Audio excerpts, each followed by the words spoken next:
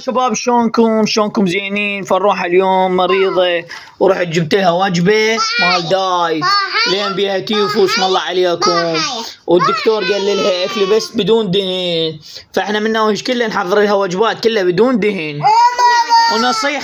ونصيحة لجدو وبيبي، شو تقولي لهم؟ نصيحة جدو وبيبي. ايش تقولي لهم؟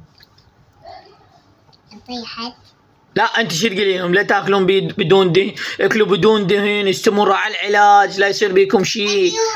اكلوا بدون دهن، استمروا على العلاج، لا يصير بيكم شيء. احنا نخاف عليكم يصير بيكم جلطة لا سامح الله. نخاف عليكم يصير بيكم طفل ان شاء الله. استمروا على العلاج.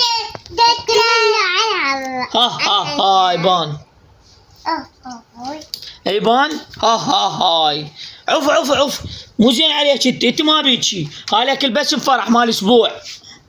فروحه اوكي بعد لا تاكلين بس بدون دهن، كله مشويات بدون دهن. اوكي طماطة تقلى ممنوع، طماطة شوي خوش، دجاج شوي كله شوي، تمن بزل. يلا شو تسوي لهم؟ باي باي. يلا